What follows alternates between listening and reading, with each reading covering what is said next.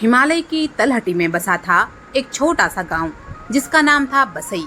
ये गांव अपनी शांति और प्राकृतिक सुंदरता के लिए जाना जाता था। नदियां यहाँ की जीवन रेखा थी और खेतों की हरियाली गांव के मेहनत का सबूत थी। लेकिन पिछले कुछ सालों से सूखे ने इस गांव की रौनक छीन ली थी। इस गांव में रहता था रवि, एक 25 साल का युवक जिसका जीवन सादगी और संघर्ष का मिश्रण था। रवि का घर गांव के बाहरी छोर पर एक छोटा सा मिट्टी का मकान था जिसकी छत पर घास उगी थी। उसके पिता हरिप्रसाद कुछ साल पहले ही गुजर चुके थे और अब वह अपनी माँ उमा के साथ रहता था। रवि की जिंदगी खेती पर टिकी थी। उसके पास 2 बीघा जमीन थी जो कभी हरी भरी रहती थी पर अब सूखे की वजह से बंजर हो चुकी थी।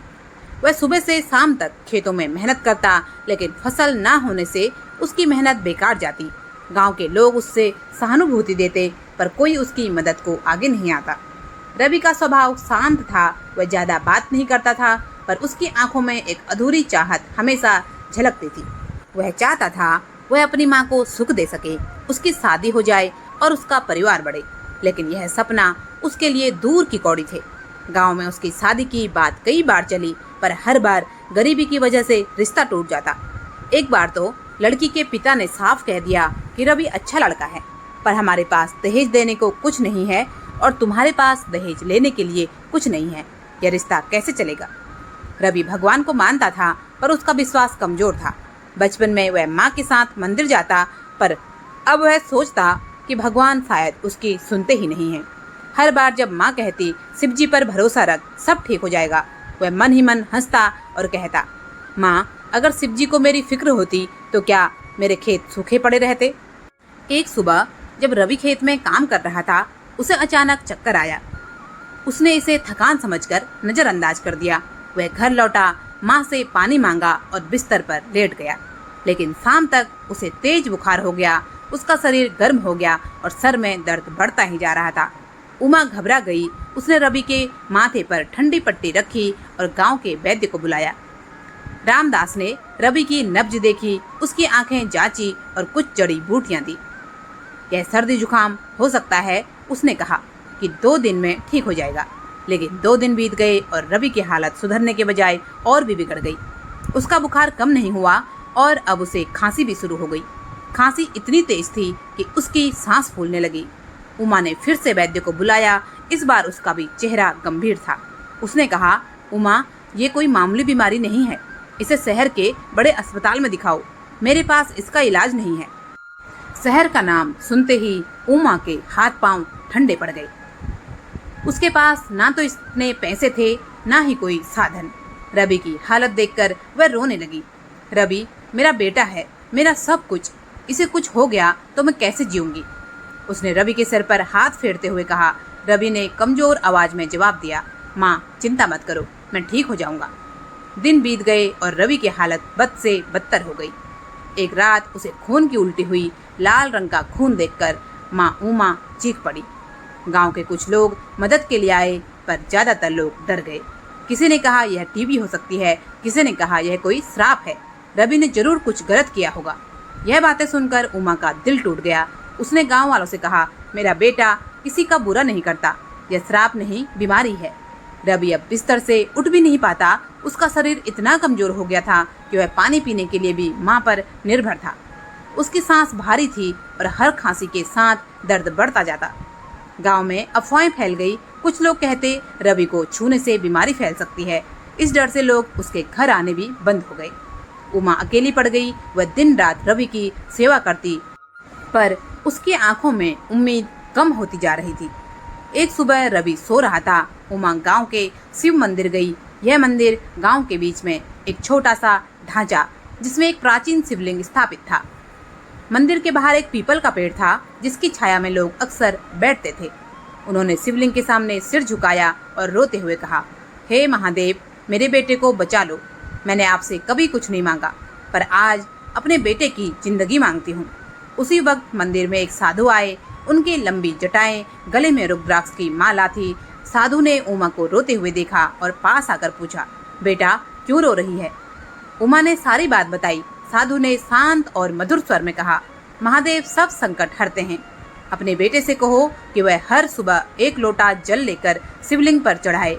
वह यह काम श्रद्धा से करे, सब ठीक हो जाएगा। उमा को साधु की बातों में विश्वास हुआ। उसने मन ही मन ठान लिया कि वह रवि को यह करने के लिए कहेगी। घर लौटकर उमा ने रवि को साधु की बातें बताई। रवि ने कमजोर हंसी के साथ कहा, माँ, यह सब अंधविश्वास है। जल चढ़ाने से बीमारी ठीक नहीं होती, डॉक्टर चाहिए, दवा चाहिए। लेकिन उमा ने हार नहीं मानी। उसने कहा, रवि बेटा, तुम मेरे लिए कर दे, तेरे सिवा मेरा और कोई नहीं। अगर फायदा नहीं हुआ तो मैं फिर नहीं कहूँगी। रवि अपनी माँ की आंखों में आंसू देखकर मान गया। अगले दिन सुबह रवि ने बड़ी मुश्किल से बिस्तर छोड़ा। उसकी माँ ने उसे सहारा दिया, नहलाया धुलाया और दोनों मंदिर पहुँचे। रवि ने एक तांबे के लोटे में जल भरा और कांपते हुए हाथों से शिवलिंग पर चढ़ाया। उसने मन ही मन कहा, हे शिव जी, अगर आप सच में हैं तो कुछ कीजिए। उसे कुछ खास महसूस नहीं हुआ, पर माँ की खुशी के लिए उसने यह करने का फैसला किया। रवि ने अपनी माँ के कहने पर शिवलिंग पर जल चढ़ाना शुरू कर दिया था। पहले दिन उसके लिए आसान नहीं था। उसका शरीर कमजोर था, उसकी सांसें भारी थी और हर कदम पर उसे लगता था कि वह गिर पड़ेगा। फिर भी माँ के विश्वास और उसकी आंखों में उम्मीद देखकर वह हर सुबह मंदिर जाने लगा। गांव के लोग उसे देखते, कुछ लोग तरस खाते और कुछ लोग हंस पड़ते। एक बुजुर्ग ने तो यह भी कह दिया, रवि बेटा, जल चढ़ाने से क्या होगा, बीमारी तो दवा से ही ठीक होती है ना। रवि चुपचाप सुनता और आगे बढ़ जाता। उसे खुद भी पूरा यकीन नहीं था, पर वह माँ को दुखी करना नहीं चाहता था। कई दिन बीत गए। रवि की हालत में कोई खास बदलाव नहीं आया। उसका बुखार कभी कम होता, कभी बढ़ जाता। खांसी अभी भी उसे परेशान कर रही थी और खून की उल्टी रुक रुक कर हो रही थी। उमा हर रात रोती और मंदिर में प्रार्थना करती। एक रात जब रवि गहरी नींद में सो रहा था, उसे एक अजीब सपना आया। सपने में वह एक विशाल पर्वत पर खड़ा था। चारों ओर घना कोहरा था और हवा में एक ठंडक थी जो उसके शरीर को छू रही थी। अचानक कोहरे के बीच से एक रोशनी चमकी। उस रोशनी में एक आकृति दिखाई दी, लंबी जटाएं, गले में सांप और हाथ में त्रिशूल। रवि ने उसे देखा तो उसका मन अजीब सी शांति से भर गया। एक आवाज आई, श्रद्धा रख, मैं हूँ, तेरा संकट जल्दी दूर करूँगा। वह आवाज कह रही थी जैसे गुफा से गूंज रही हो। रवि कुछ कहना चाहता था, पर उसकी आवाज नहीं निकली। अचानक एक ठंडी हवा का झोंका आया और वह जाग गया। सुबह उठते ही रवि को थोड़ा बेहतर लगा। उसका शरीर हल्का महसूस होने लगा और सांस लेने में भी थोड़ी आसानी हुई। उसने माँ को सपना की बात बताई। उमा की आंखें भर आई। उसने कहा, यह महादेव का आशीर्वाद है बेटा, अब तू हर दिन जल चढ़ाता रहे। रवि को अभी भी संदेह था। उसने सोचा, शायद यह संयोग है, सपने तो हर किसी को आते हैं। फिर भी वह मंदिर गया और जल चढ़ाया। इस बार उसने मन ही मन कहा, शिव जी, अगर यह सपना सच में आपका संकेत था तो मुझे रास्ता दिखाइए। कुछ दिनों बाद गांव में हलचल हुई। एक सफेद जीप गांव के चौक पर रुकी और उसमें से कुछ लोग उतरे। उनके साथ दवाइयों के बक्से और मेडिकल का सामान था। पता चला कि यह एक समाज सेवी संगठन था जो गांव-गांव जाकर मुफ्त में इलाज का कैंप लगा रहा था। गांव वालों ने बताया कि यह संगठन हर साल नहीं आता, पर इस बार किसी ने गांव की हालत के बारे में शहर में बात की थी और वे मदद के लिए आए थे। उमा ने रवि को सहारा देकर कैंप तक पहुंचाया। वहां एक युवा डॉक्टर था जिसका नाम था अभय। अभय ने रवि की हालत देखी, उसकी सांसें, उसका बुखार और उसकी खून की उल्टी की बात सुनी। उसने कुछ टेस्ट किए और कहा, यह फेफड़ों का गंभीर इन्फेक्शन है, टीबी नहीं है, पर इसे जल्दी इलाज ना मिले तो यह जानलेवा हो सकता है। उमा रोने लगी, पर अभय ने उसे ढाढ़स बधाया। चिंता मत करो माँ जी, हम यहाँ 3 दिन हैं और मैं इसे दवाइयाँ दूंगा। अभय ने रवि को एंटीबायोटिक्स और कुछ दूसरी दवाइयाँ दी। ये दवाइयाँ मुफ्त थी, वरना रवि कभी इन्हें खरीद नहीं पाता। अभय डॉक्टर ने कहा, इसका कोर्स पूरा करना और हर दिन जल्दी सोना, शरीर को आराम चाहिए। रवि ने दवाइयाँ लेना शुरू किया और अगले दिनों में उसकी हालत में सुधार होने लगा। खांसी कम हुई, बुखार धीरे धीरे उतर गया और खून की उल्टी बंद हो गई। उमा खुशी से फूली न समाई। उसने कहा, यह सब महादेव की कृपा है, तो जल चढ़ाता रहे और देख, मदद आ गई। रवि की सेहत में सुधार हुआ। खबर गांव में फैल गई। कुछ लोग खुश हुए, पर कुछ इसे संयोग मानकर रवि का मजाक उड़ा रहे थे। गांव का एक व्यक्ति रमेश, जो हमेशा रवि से जलता था, वह बोला, यह जल चढ़ाने से कमाल नहीं, डॉक्टर का कमाल है। रमेश की बातें सुनकर कुछ लोग हंसने लगे। यह बात रवि तक पहुंची तो उसे गुस्सा आया, पर उसने चुप रहना ही बेहतर समझा। वह सोचता था, मुझे अपनी माँ का विश्वास बनाए रखना है, ये लोग जो कहें कहते रहें। एक दिन रमेश ने रवि को मंदिर के पास रोका। उसने तंग कसा, अरे रवि, अब तो तू ठीक हो गया, अब जल चढ़ाना बंद कर दे, वरना लोग कहेंगे कि तू पागल हो गया। रवि ने शांत स्वर में कहा, रमेश, मैं यह अपनी माँ के लिए करता हूँ, तुझे दिक्कत है तो मत देख। रमेश ने उसकी बात को अनसुना कर दिया और चला गया। लेकिन रवि ने जल चढ़ाना जारी रखा। उसे अब लगने लगा था कि शायद माँ की बात में कुछ सच्चाई है। रवि की सेहत सुधर रही थी और उसी दौरान गांव में एक और चमत्कार हुआ। पिछले 3 सालों से सूखे की मार झेल रहे गांव में पानी की समस्या हल होने लगी। उम्मीद दिखी। गांव के पास एक पुराना कुआं था जो सूख गया था। एक दिन कुछ मजदूर आए और उस कुएं को फिर से खोदने लगे। यह काम सरकार की योजना के तहत शुरू हुआ था, पर गांव वालों को पहले कोई खबर नहीं थी।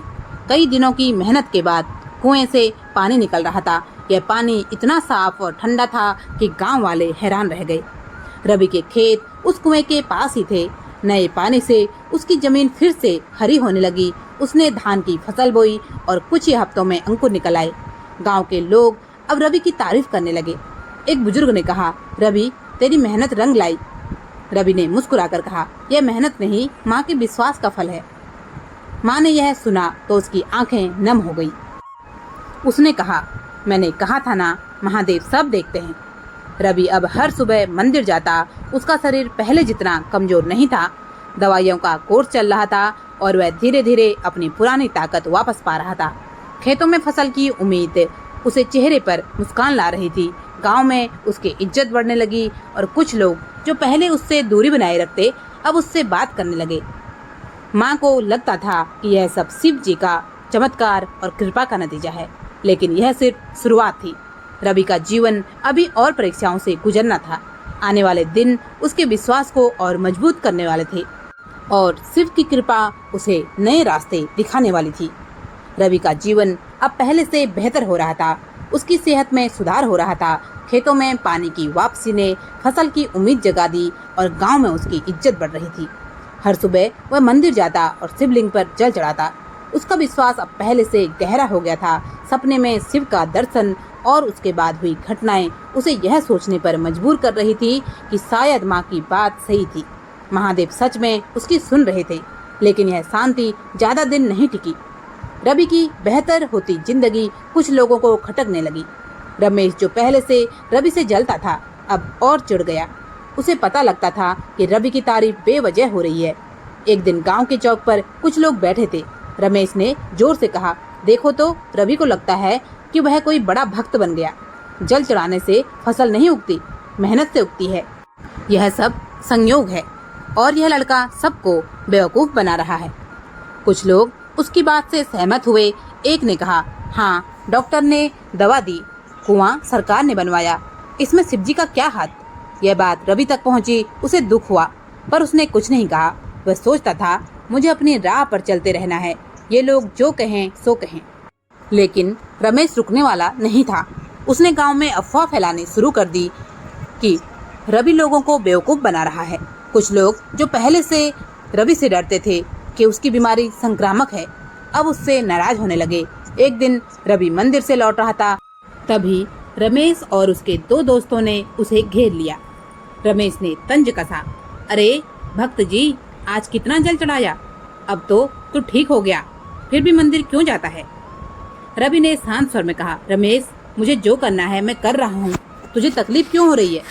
रमेश गुस्से में आ गया।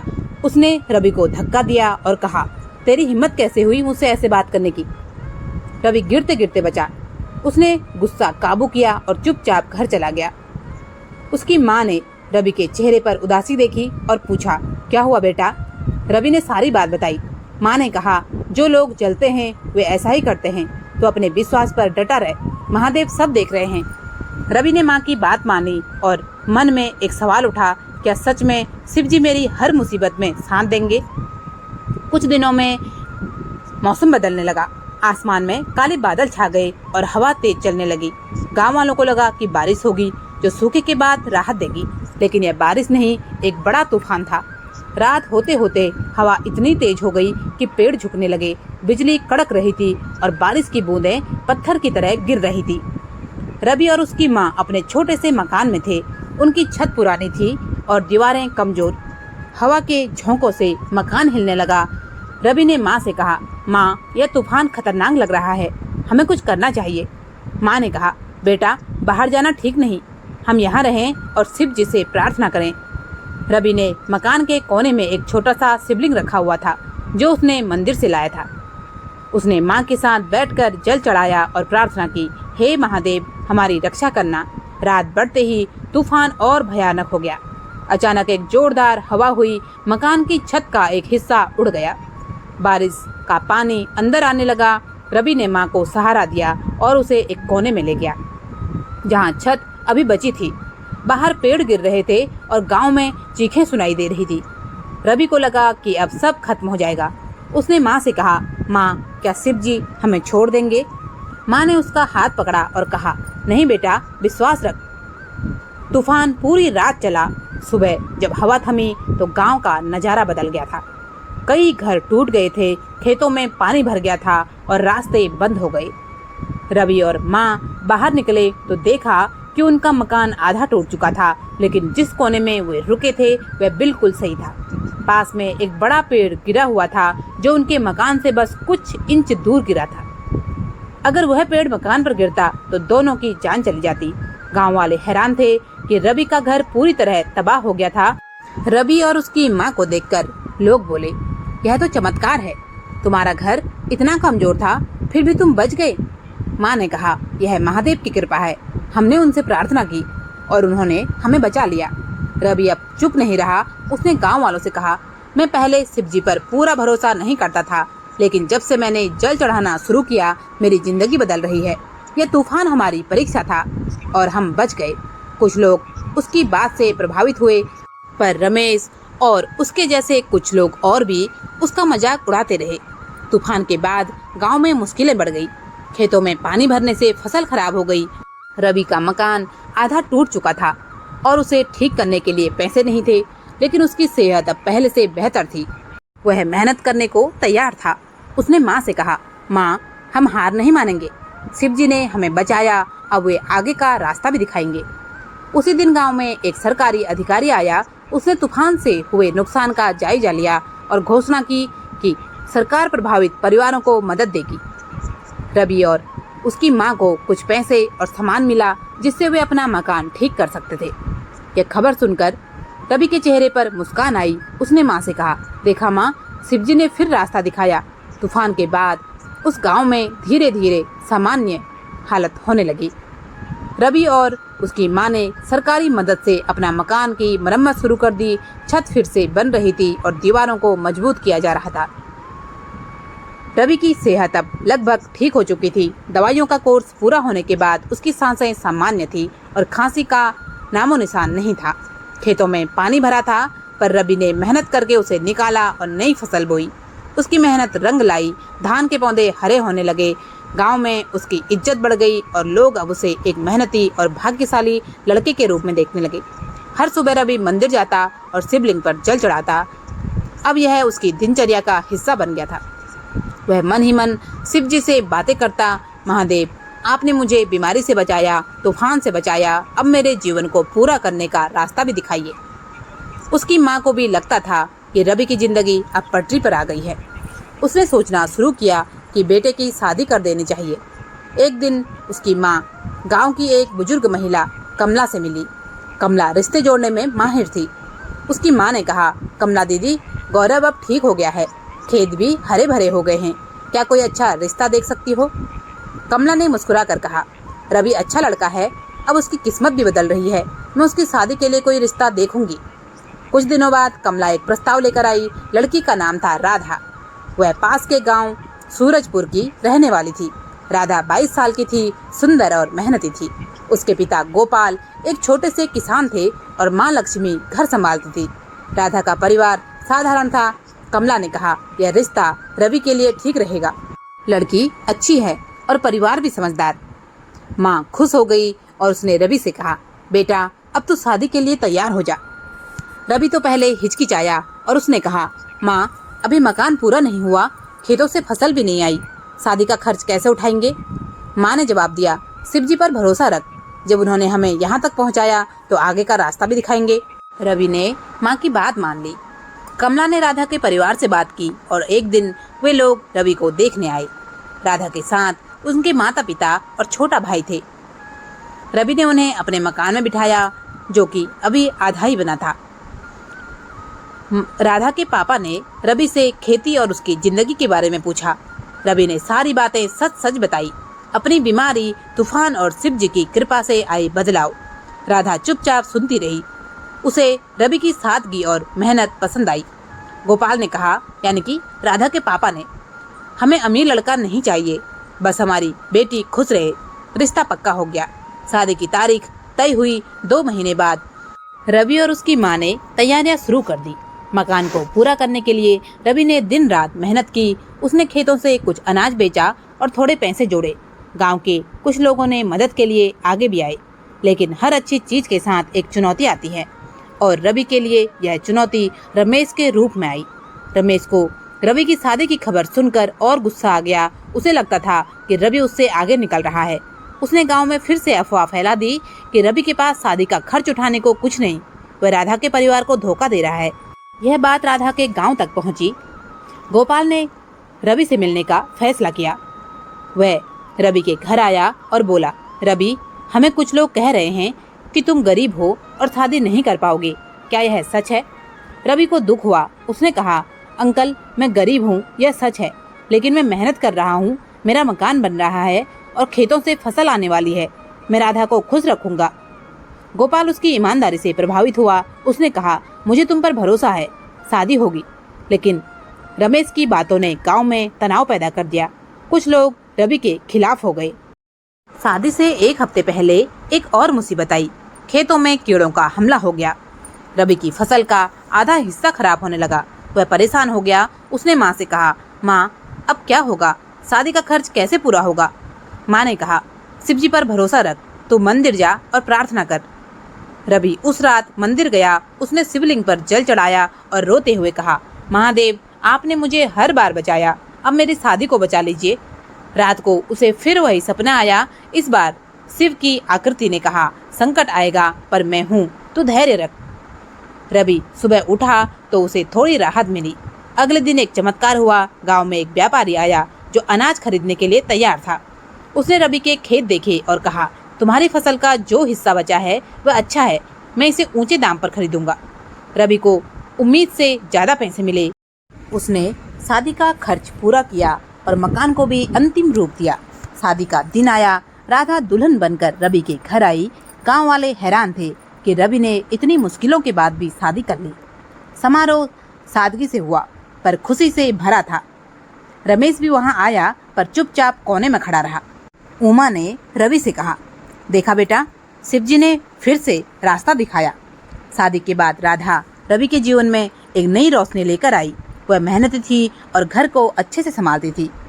रवि और राधा ने साथ मिलकर खेती शुरू की, लेकिन यह नई शुरुआत भी चुनौतियों से खाली नहीं थी। रमेश का गुस्सा अभी ठंडा नहीं हुआ था और आगे की जिंदगी में रवि को और भी परीक्षाओं का सामना करना था। रवि और राधा की शादी के बाद उस गांव में एक नई सुबह की शुरुआत हुई। दोनों ने मिलकर अपने छोटे से मकान को घर बना लिया। राधा की मेहनत और समझदारी से घर में खुशहाली आने लगी। वह सुबह रवि के साथ खेतों में काम करती और शाम को घर संभालती। रवि को उसकी पत्नी में एक दोस्त और एक सहारा मिला था। खेतों से फसल अच्छी हुई और रवि ने कुछ पैसे जोड़कर एक गाय खरीदी। अब उनके घर में दूध की कमी नहीं थी और राधा उसे दही मक्खन बनाकर गांव में बेचती। धीरे धीरे उनकी जिंदगी संवर रही थी। हर सुबह रवि मंदिर जाता और शिवलिंग पर जल चढ़ाता। अब यह सिर्फ माँ की खुशी के लिए नहीं था, यह उसका विश्वास बन गया था। राधा भी कभी कभी उसके साथ मंदिर जाती। उसने रवि से कहा, मुझे तुम्हारी शिव भक्ति अच्छी लगती है, मेरे घर में भी माँ शिव जी की पूजा करती थी। रवि ने मुस्कुराकर कहा, राधा, महादेव ने मुझे हर संकट से बचाया। अब मैं उनसे बस यही मांगता हूँ कि हमारा परिवार सुखी रहे। लेकिन यह शांति ज़्यादा दिन तक नहीं रही।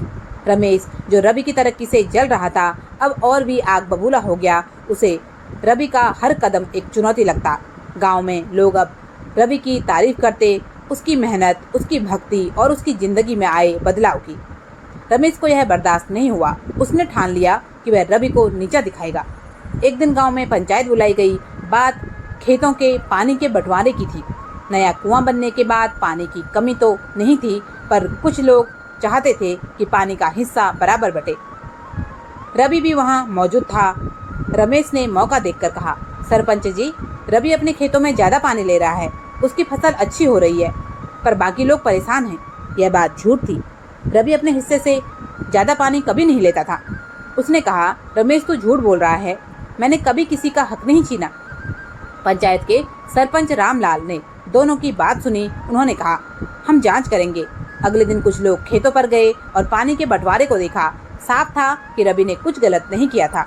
सरपंच ने रमेश को फटकार लगाई, रमेश, बिना सबूत के किसी पर इल्जाम मत लगाया कर। रमेश की किरकिरी हो गई और वह रवि से और चिढ़ गया। रमेश ने अब एक और खतरनाक कदम उठाया। उसने अपने दो दोस्तों किशन और मोहन के साथ मिलकर रवि के खेत में रात को आग लगाने की योजना बनाई। उसने सोचा, अगर रवि की फसल जल जाएगी तो उसकी सारी इज्जत मिट्टी में मिल जाएगी। एक रात जब गांव सो रहा था तो रमेश और उसके दोस्तों ने रवि के खेत में आग लगा दी। उन्होंने मिट्टी का तेल छिड़का और दहलका दी आग। हवा तेज थी और आग तेजी से फैलने लगी। सुबह जब रवि खेत पर पहुंचा तो उसका दिल बैठ गया। उसकी आधी फसल जल चुकी थी। धान के हरे भरे पौधे अब काली राख में बदल गए थे। वह रोने लगा। राधा ने उसे देखा तो उसकी आंखें भर आई। उसने कहा, रवि, यह कैसे हुआ? रवि को शक हुआ। उसने गांव वालों से पूछा, रात को किसी ने कुछ देखा? एक बच्चे ने कहा, मैंने रमेश भैया को रात में खेत की ओर जाते देखा। रवि का गुस्सा फूट पड़ा। वो रमेश के घर गया और चिल्लाया, रमेश, तूने मेरे खेत जलाए हैं ना? रमेश ने हंसते हुए कहा, साबित कर दे, तेरे पास कोई सबूत है? रवि ने गुस्से में रमेश का कॉलर पकड़ लिया। दोनों में हाथापाई हो गई। गांव वाले इकट्ठा हो गए। रमेश के दोस्तों ने रवि को पीछे से पकड़ा और रमेश ने उसे मुक्का मार दिया। रवि जमीन पर गिर पड़ा और उसके मुंह से खून निकलने लगा। राधा और उसकी माँ उसे उठाने की कोशिश कर रही थी। गांव वाले चुपचाप देख रहे थे। कुछ को रमेश के व्यवहार पर गलत लगा, पर कोई बीच में नहीं आया। रमेश रवि को देखकर हंसा और कहा, देखा, तेरे शिवजी ने तुझे नहीं बचाया। अब अपनी फसल और अपनी इज्जत दोनों गंवा दे। यह सुनकर रवि का खून खौल उठा, पर वह कमजोर था। उसने माँ और राधा से कहा, मुझे घर ले चलो। घर पहुंचकर रवि बिस्तर पर लेट गया। उसका शरीर दर्द से भर गया और मन में गुस्सा और निराशा। राधा ने उसके मुंह पर गीला कपड़ा रखा और कहा, रवि, गुस्से से कुछ नहीं होगा, हमें कुछ करना चाहिए। माँ ने कहा, बेटा, शिवजी पर भरोसा रख, वे सब ठीक कर देंगे। रवि ने कहा, माँ, मैंने हर दिन जल चढ़ाया, फिर भी यह सब क्यों हुआ? माँ चुप रही, पर उसकी आंखों में विश्वास था। उस रात रवि को नींद नहीं आई। वह उठा और मंदिर की ओर चल पड़ा। रात का सन्नाटा था और चांद की रोशनी मंदिर को चमका रही थी। रवि ने शिवलिंग के सामने बैठकर जल चढ़ाया और रोते हुए कहा, हे महादेव, अगर आप हैं तो मुझे न्याय दीजिए। मैंने कभी किसी का बुरा नहीं किया, फिर भी मेरे साथ ऐसा क्यों हो रहा है? वह वहीं पर बैठ गया और उसे नींद आ गई। सपने में उसे फिर शिवजी के दर्शन हुए। इस बार शिवजी की आकृति गुस्से में थी। उन्होंने कहा, तेरा विश्वास कमजोर नहीं होना चाहिए। जो गलत करते हैं उन्हें सजा मिलेगी। मैं हूँ। रवि जागा तो सुबह हो चुकी थी। उसे अजीब सी शांति महसूस हुई। वह घर लौटा और राधा से कहा, मुझे लगता है कि कुछ होने वाला है। अगले दिन गांव में हलचल हुई। रमेश के घर से चीखें सुनाई दी। पता चला कि रात को उसका गोदाम, जहां वह अनाज रखता था, वह जल गया। आग कैसे लगी कोई नहीं जानता। रमेश का सारा अनाज राख हो गया और वह रोते हुए बाहर आया। गांव वालों ने कहा, यह तो वही हुआ जो रवि के साथ हुआ था। कुछ लोगों को शक हुआ कि यह कोई संयोग नहीं है। उसी दिन पंचायत फिर बुलाई गई। बच्चे की गवाही और रमेश के गोदाम की आग की बात सामने आई। सरपंच ने कहा, रमेश, तूने रवि के खेत जलाए, यह साफ है। अब तेरे साथ भी वही हुआ। यह ऊपर वाले का न्याय है।